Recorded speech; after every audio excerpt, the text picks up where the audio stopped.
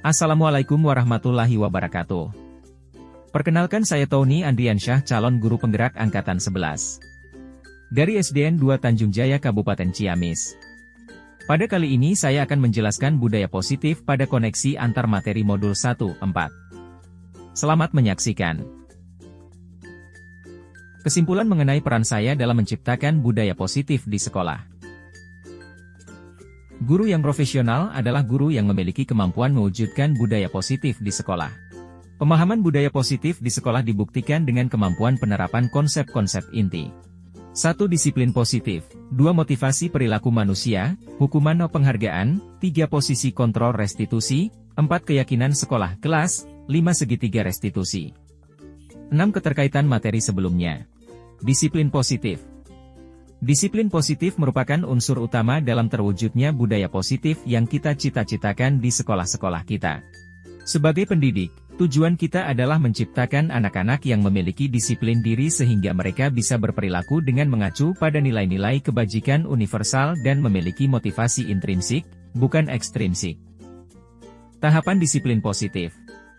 Pertama, memulai dari diri sendiri untuk mengaktifkan pengetahuan awal apa yang telah dipelajari sebelumnya tentang konsep pendidikan Ki Hajar Dewantara dihubungkan dengan konsep lingkungan dan budaya positif di sekolah. Kedua, mengamati bagaimana sistem rancangan di sekolah masing-masing dapat menciptakan lingkungan positif serta mendukung murid menjadi pribadi yang bahagia, mandiri, dan bertanggung jawab, sesuai dengan filosofi Ki Hajar Dewantara. Ketiga, merancang rencana dengan tujuan agar terbentuk murid-murid yang berkarakter, berdisiplin, santun, jujur, peduli, bertanggung jawab, dan merupakan pembelajar sepanjang hayat sesuai dengan standar kompetensi lulusan yang diharapkan. Motivasi perilaku manusia. Poin 1, untuk menghindari ketidaknyamanan atau hukuman. Adanya eksternal. Pada. Poin 2, untuk mendapatkan imbalan atau penghargaan dari orang lain. Pada internal. Terdapat pada poin 3, untuk menjadi orang yang mereka inginkan dan menghargai diri sendiri. Motivasi perilaku guru. Internal. Terdapat pada poin 3, untuk menjadi orang yang mereka inginkan dan menghargai diri sendiri. Untuk menjadi manusia yang mereka inginkan dan menghargai diri sendiri dengan nilai-nilai yang mereka percaya. Hindari hukuman dan pemberian penghargaan yang berlebihan agar meminimalisir motivasi eksternal yang muncul pada murid. 5. Posisi kontrol guru. 1. Penghukum. 2. Pembuat rasa bersalah. 3. Teman. 4. Pemantau. 5. Manajer. Posisi kontrol guru. Manajer. Guru berbuat sesuatu bersama dengan murid, mempersilakan murid mempertanggungjawabkan perilakunya, mendukung murid agar dapat menemukan solusi atas permasalahannya sendiri. Posisi manajer mengacu pada tahapan restitusi yang menuntun murid untuk menjadi manajer bagi dirinya sendiri sehingga tercipta identitas positif pada diri murid itu sendiri. Keyakinan sekolah atau kelas. Pertama, menganalisis pentingnya memiliki keyakinan sekolah atau kelas sebagai fondasi dan arah tujuan sebuah sekolah kelas, yang akan menjadi landasan dalam memecahkan konflik atau permasalahan di dalam sebuah sekolah atau kelas. Kedua, memahami dan menjelaskan proses pembentukan dari peraturan-peraturan beralih ke keyakinan kelas kepada kelas saya. Ketiga, berpikir kritis, kreatif, reflektif, dan terbuka dalam menggali nilai-nilai yang dituju pada peraturan yang ada di sekolah saya. Keempat, mewujudkan terbentuknya keyakinan sekolah atau kelas dengan adanya kesepakatan antara guru dan murid. Kelima, keyakinan kelas atau sekolah merupakan pernyataan universal yang mudah diingat dan dipahami yang harus diterapkan di lingkungan sekolah dan menjadi pembiasaan. Segitiga restitusi. 1. Guru yang menggunakan posisi kontrol sebagai manajer, akan menggunakan tahapan segitiga restitusi dalam menyelesaikan masalah yang ada. 2. Restitusi adalah proses menciptakan kondisi bagi murid untuk memperbaiki kesalahan mereka, sehingga mereka bisa kembali pada kelompok mereka, dengan karakter yang lebih kuat. Gosen, 2004. 3. Tahapan segitiga restitusi terdiri atas, menstabilkan identitas, validasi tindakan yang salah, menanyakan keyakinan. 4. Tujuan utamanya adalah menghasilkan murid yang mandiri dan bertanggung jawab. Keterkaitan budaya positif dengan materi-materi sebelumnya. Budaya positif. Filosofi KHD. Menjalankan budaya positif di sekolah akan mempermudah tercapainya tujuan pendidikan nasional sesuai dengan filosofi KHD yang berpusat pada murid, menuntun tumbuh kodrat alam dan kodrat zaman peserta didik. Nilai peran YIPI. Budaya positif akan dapat dengan mudah terwujud ketika gurunya memiliki 5 nilai guru penggerak antara lain, berpihak pada murid, mandiri, reflektif, kolaboratif dan inovatif. Visi IP. Salah satu perubahan yang diinginkan sesuai dengan visi dan peran guru penggerak adalah terbentuknya budaya positif di lingkungan sekolah yang aman, nyaman dan berpihak pada murid. Untuk mewujudkan visi guru penggerak tersebut dengan membuat prakarsa petubahan. Refleksi pemahaman modul 1.4 Budaya Positif. Sejauh mana pemahaman Anda tentang konsep-konsep inti yang telah Anda pelajari di modul ini? Adakah hal-hal yang menarik untuk Anda dan di luar dugaan? Saya telah memahami seluruh konsep-konsep inti yang telah dipelajari di modul Budaya Positif, yaitu tentang disiplin positif, teori kontrol, teori motivasi, hukuman dan penghargaan, posisi kontrol guru, kebutuhan dasar manusia, keyakinan kelas, dan segitiga restitusi.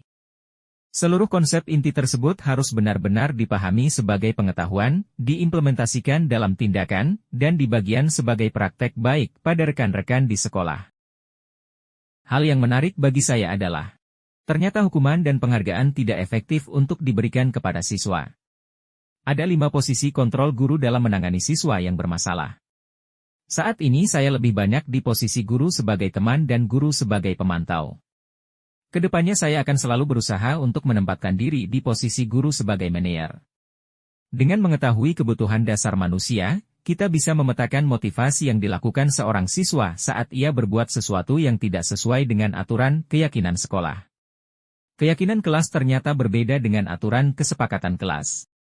Perubahan apa yang terjadi pada cara berpikir Anda dalam menciptakan budaya positif di kelas maupun sekolah Anda setelah mempelajari modul ini? Membuka sudut pandang saya dalam melihat permasalahan yang dilakukan seseorang, terutama murid di sekolah. Sebab segala sesuatu yang dilakukan oleh manusia pasti memiliki motivasi dan tujuan. Hukuman dan penghargaan merupakan motivasi eksternal, yang ternyata kurang efektif apabila dilakukan secara berlebihan. Yang harus terus dibangun adalah upaya memunculkan motivasi intrinsik. Melaksanakan segitiga restitusi sebagai langkah menangani masalah agar murid bisa kembali pada kondisi yang baik, menguatkan budaya positif, dan berpihak kepada murid. Saya berpikir bahwa guru harus menempatkan dirinya sebagai manajer dalam menangani permasalah pada siswa, sehingga sebagai manajer langkah yang tepat untuk menangani masalah yang muncul adalah dengan menggunakan segitiga restitusi yang diharapkan akan mendukung terciptanya budaya positif. Pengalaman seperti apakah yang pernah Anda alami terkait penerapan konsep-konsep inti dalam modul budaya positif baik di lingkup kelas maupun sekolah Anda? Saya sering melakukan sebagian langkah-langkah dari segitiga restitusi, tetapi langkah yang terakhir yaitu menanyakan keyakinan, belum pernah saya lakukan, karena sebelum saya mengikuti kegiatan PGP saya belum pernah membuat keyakinan kelas. Maka dari itu, kedepannya saya akan membentuk keyakinan kelas agar bisa menjadi pedoman saat menerapkan segitiga restitusi. Bagaimanakah perasaan Anda ketika mengalami hal-hal tersebut? Saya merasa lebih termotivasi untuk terus mengembangkan kompetensi, khususnya untuk lebih memahami bagaimana cara menerapkan tahapan segitiga restitusi dalam menyelesaikan permasalahan yang ada. Menurut Anda, terkait pengalaman dalam penerapan konsep-konsep tersebut, hal apa sajakah yang sudah baik? Adakah yang perlu diperbaiki? Dalam penerapan konsep penyelesaian masalah melalui tahapan segitiga restitusi saya rasa konsep tersebut sudah sangat baik, hanya saja karena di sekolah saya belum membentuk keyakinan sekolah, kelas, jadi penerapan segitiga restitusi kurang maksimal. Jadi yang perlu diperbaiki adalah melengkapi keyakinan kelas untuk memaksimalkan implementasi segitiga restitusi dalam penyelesaian masalah.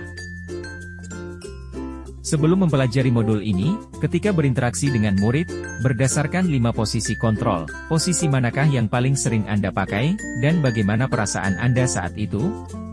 Setelah mempelajari modul ini, posisi apa yang Anda pakai, dan bagaimana perasaan Anda sekarang? Apa perbedaannya? Sebelum mempelajari modul ini posisi yang sering saya pakai adalah penghukum dan pembuat rasa bersalah, walaupun kadang-kadang saya juga bertindak sebagai manajer. Pada saat itu, saya merasa nyaman-nyaman aja dengan posisi kontrol yang saya ambil.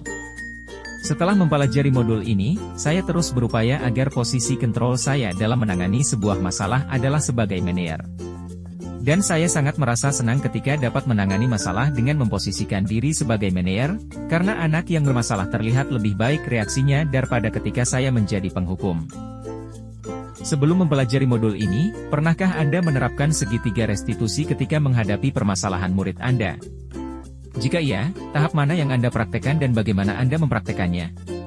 Saya pernah menerapkan segitiga restitusi dalam menghadapi permasalahan murid saya, walaupun pada saat itu saya belum mengenal apa itu segitiga restitusi, karena belum mengenal sehingga tahapnya pun belum lengkap. Namun sebagian praktiknya sama dengan sebagian tahapan segitiga restitusi.